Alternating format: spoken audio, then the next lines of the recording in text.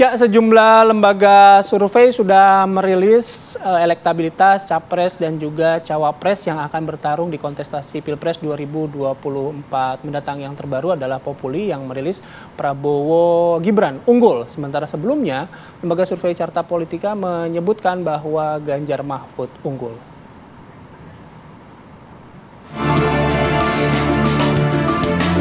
Pemilu memang semakin dekat. Hal ini ditandai banyaknya survei terkait elektabilitas para bakal calon presiden dan wakil presiden yang dikeluarkan lembaga survei. Populi Center merilis survei terbarunya. Elektabilitas Prabowo Subianto Gibran Rakabuming Raka berada di urutan pertama dengan 43,1%. Sementara Ganjar Pranowo Mahfud MD 23% dan Anies Baswedan Muhaimin Iskandar 22,3%.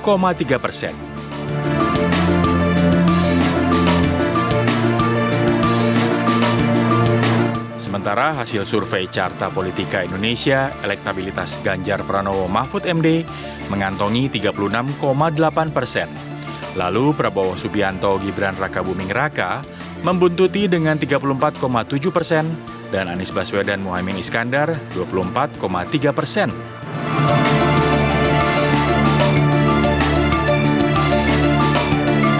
Lalu, apakah perbedaan angka yang cukup signifikan dalam hasil survei ini bisa dijadikan jalan bagi pasangan yang berkontestasi dan pendukungnya untuk berbenah diri? Tim TV One mengabarkan.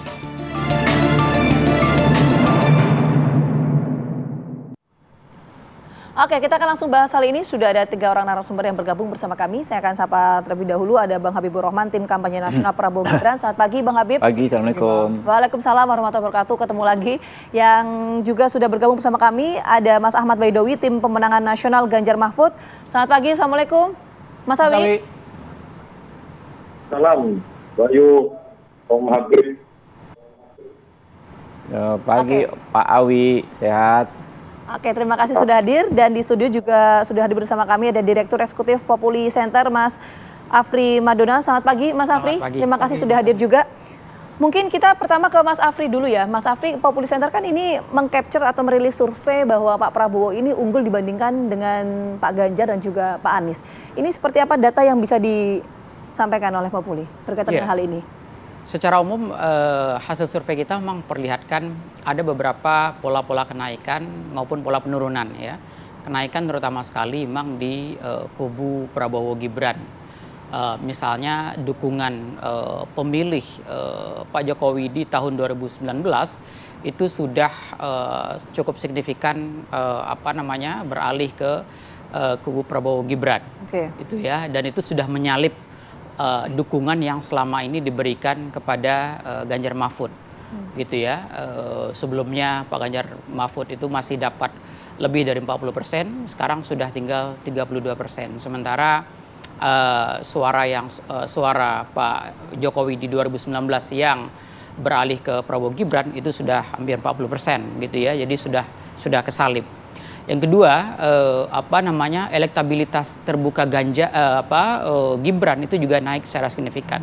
Barangkali mungkin ini sejalan dengan pemberitaan dan sebagainya, begitu ya. Kemudian serangan-serangan mungkin, sementara mungkin mereka cool-cool aja membalas, begitu ya. Jadi mungkin barangkali ada unsur-unsur simpatik dan lain sebagainya. Tapi kita tidak meriksa itu. Yang kita lihat adalah bahwa ada peningkatan signifikan di elektabilitas terbuka Gibran sendiri. Yang ketiga, suara milenial itu sangat besar ya ke Prabowo Gibran, gitu ya. Itu sudah lebih dari 50% gitu ya kalau di data kita gitu.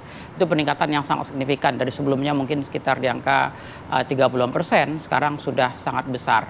Kemudian dukungan-dukungan seperti misalnya dari Muhammadiyah dan NU gitu ya, itu juga sudah meningkat cukup besar ya, terutama suara Muhammadiyah ya, pemilih Muhammadiyah ya, ke kubu Prabowo Gibran. Plus juga di Jawa kalau kita perhatikan gitu ya, Jawa Tengah dan Jawa Timur dukungan terhadap Prabowo Gibran itu juga meningkat pesat gitu ya. Bahkan di Jawa Tengah sendiri suara Ganjar Mahfud juga tergerus dan teralih. Oke, Mas Afri, kalau kita lihat itu tadi datanya Populi Center itu Pak Prabowo 40% ya? 43,1%. Hasilnya? Oke, nah itu interval waktu kapan Mas hasil surveinya? Dari tanggal 29 Oktober sampai 5 November. Oke, artinya ketika proses rilis survei ini atau ketika proses penghitungan itu dinamika soal kejadian yang di MK itu masuk dalam perhitungan masuk ini? dalam perhitungan. Dan itu tidak berpengaruh? Iya, makanya kemudian kita tanya juga isu tentang dinasti politik, tentang MK dan sebagainya gitu ya. Kita menemukan bahwa masyarakat tidak terlalu peduli dengan isu-isu seperti itu gitu ya. Sebenarnya kalau saya pribadi gitu ya, saya tidak terlalu heran dengan hasilnya sebenarnya, karena perdebatan tentang dinasti politik dan lain sebagainya itu kan perdebatan kelas menengah dan elit begitu ya. Di masyarakat mungkin mereka tidak mengcapture itu gitu ya. Bahkan temuan di beberapa lembaga survei lain mungkin bisa jadi ya tidak akan terlalu jauh berbeda dalam menangkap itu gitu, karena masyarakat kelas bawah gitu ya, mereka tidak terlalu peduli dengan hiruk pikuk yang diperdebatkan oleh elit dan kelas menengah atas gitu. Karena itu kemudian bagi mereka ya ini fine-fine aja. Plus juga di daerah kalau kita perhatikan pilkada ya mungkin semua dinasti politik gitu ya. Jadi mereka sudah terbiasa juga dengan hal-hal seperti ini gitu. Oke, baik Mas Afri, Bang Habib sama Mas Awi, kita lanjut lagi ya. Sekaligus juga nanti kami akan ajak Anda semua untuk menyimak bagaimana kondisi di Taman Makam Pahlawan Kalibata di peringatan Hari Pahlawan 10 November ini, yang baru saja Presiden Republik Indonesia Joko Widodo sudah hadir di sana. Sesaat lagi di Apa Kabar Indonesia Pagi.